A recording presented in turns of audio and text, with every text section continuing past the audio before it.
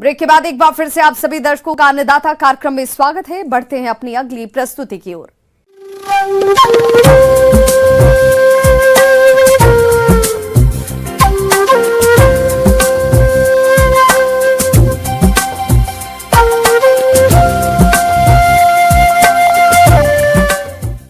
मौसम के अनुसार प्रबंधनों पर ही टिकी है आपकी खेतीबाड़ी और इसलिए मौसम पूर्वानुमान और उस पर आधारित साप्ताहिक कृषि सलाह इस प्रकार है।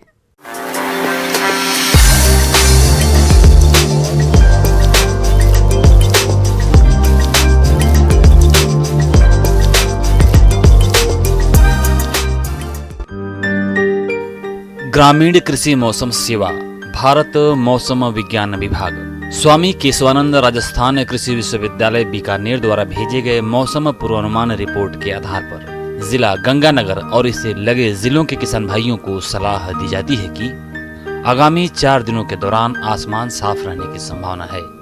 इस दौरान अधिकतम तापमान 35 से 36 डिग्री सेल्सियस और न्यूनतम तापमान 16 से 18 डिग्री सेल्सियस के मध्य रहने की संभावना है। इस दौरान हल्की गति की हवाएं परिवर्तनशील दिशा से चलने की संभावना है। ऐसे में इन क्षेत्रों के किसान भाइयों को सलाह दी जाती है कि गेहूं की बुआई का उपयुक्त समय 5 नवंबर से शुरू हो जाएगा। खेत की गहरी जुताई करके रौनी लगा देवें। बत्तर आने पर 2 जुताई करके खेत को बिजाई के लिए तैयार करें। दीमक की रोकथाम के लिए क्विनाल्फास 1.5% चूर्ण 6 किलोग्राम प्रति बीघा की दर से भूमि में अंतिम जुताई के समय मिला दें। सरसों की बिजाई का अंतिम समय चल रहा है, अतः किसान भाई देरी से बुआई के लिए किस्में जैसे RGN 145, RGN 236 को प्राथमिकता देवें। सरसों में बीज की मात्रा 600 से 7 ग्राम प्रमाणित बीज प्रति बीघा की दर से बुआई करें। बिजाई से पहले 20 किलोग्राम यूरिया और 62.5 किलोग्राम सिंगल सुपर फास्फेट और 75 किलोग्राम जिप्सम प्रति बीघा की दर से बेसल के रूप में प्रयोग करें। चने की बिजाई का उपयुक्त समय शुरू हो गया है, अतः किसान भाई सिफारिश की गई उन्नत किस्मों के प्रमाणित बीज की व्यवस्था करें। देसी चने की बुआई के लिए GNG 2261 जिसे केसो के नाम से जानते हैं, GNG 1958 जिसे मरुधर के नाम से जानते हैं, GNG 2144 जिसे तीज के नाम से जानते हैं, GNG 1581 जिसे गणगौर के नाम से जानते हैं, GNG 2171 जिसे मीरा के नाम से जानते हैं एवं बरानी क्षेत्रों के लिए RSG 888 और काबुली चने की बुआई के लिए GNG 1499 जिसे गौरी के नाम से जानते हैं व GNG 1669 जिसे त्रिवेणी के नाम से जानते हैं को प्राथमिकता देवें। चने की बिजाई के लिए किसान भाई सिफारिश की गई उन्नत किस्मों के प्रमाणित बीज देसी चने के लिए 15 किलोग्राम और काबुली चने के लिए 25 किलोग्राम बीज प्रति बीघा की दर से प्रयोग करें। चने की बिजाई के लिए 5 किलोग्राम नाइट्रोजन और 10 किलोग्राम फास्फोरस प्रति बीघा बेसल के रूप में प्रयोग करें।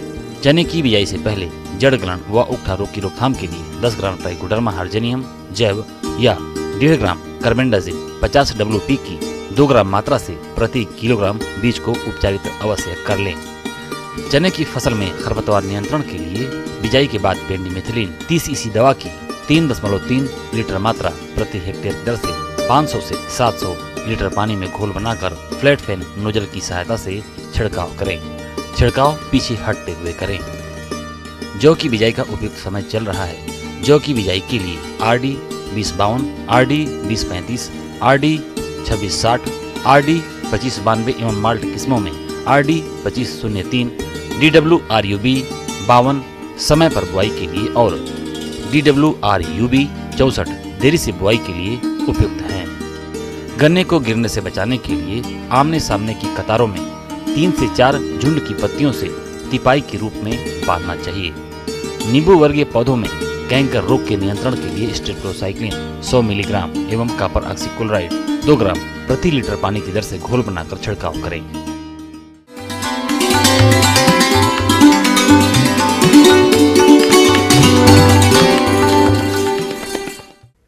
अन्नदाता हेल्पलाइन निःशुल्क फोन संपर्क सेवा के माध्यम से आपके द्वारा पूछे गए प्रश्नों में से 1 या 2 महत्वपूर्ण प्रश्न को हम अपने कार्यक्रम में शामिल करते हैं और इसी के तहत आज किसान का सवाल और उनका जवाब इस प्रकार से है।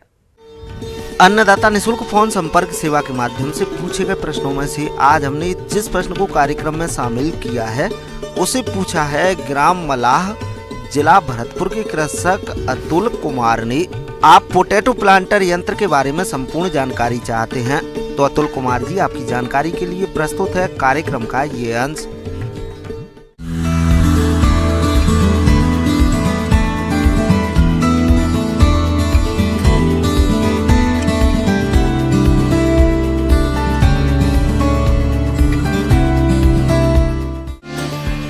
भारत में आलू का उत्पादन सब्जी और अन्य कई रूपों में किया जाता है। यहाँ कुल उत्पादन का करीब 90% सब्जी के रूप में प्रयोग किया जाता है। इससे अच्छे प्रकार का स्टार्च और अच्छा प्रोटीन भी मिलता है, जिसकी बुआई का उचित समय चल रहा है और हमारे किसान भाई इस समय इसकी बुआई करने की तैयारी में जुटे हैं। लेकिन देखा जाता है कि किसान आलू की बुआई मेड़ बनाकर हाथ से करते हैं, जिससे एक तो श्रम, समय और लागत अधिक लगता है, वहीं दूसरी ओर कई बार मजदूर समय पर नहीं मिलने से बुआई में देरी भी हो जाती है और फसल की लागत भी बढ़ जाती है। ऐसे में किसान परेशान रहते हैं। वो क्या करें, कैसे समय पर फसल की कम लागत में बुआई करें?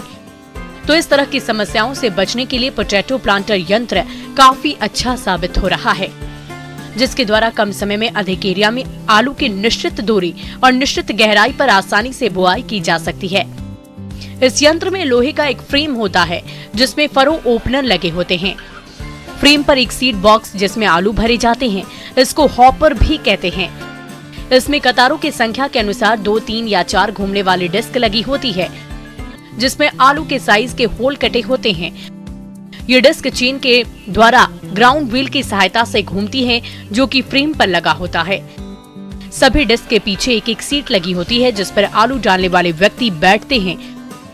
फ्रेम के पिछले भाग में फरो ओपनर के पीछे मिट्टी चढ़ाने वाले रेजर लगे होते हैं, जो कि कुंड में आलू गिरने के बाद उसे फौरन मिट्टी से ढक देते हैं और उस पर मिट्टी चढ़ाकर मेड़ बना देते हैं।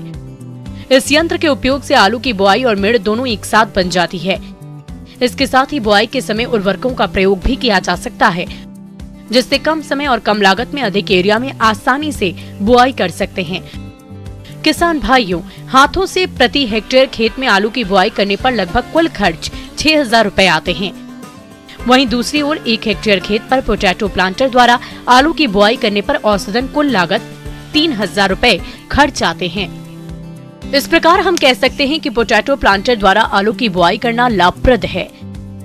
किसान भाइयों, पोटैटो प्लांटर कई तरह के होते हैं। यंत्रों की कीमत इनमें लगी डिस्कों के आधार पर निर्धारित की जाती है। तो यदि आप पोटैटो प्लांटर खरीदना चाहते हैं तो यंत्र की कीमत और इस पर मिलने वाले अनुदान के बारे में अधिक जानकारी के लिए आप अपने नजदीकी कृषि विभाग में संपर्क करें।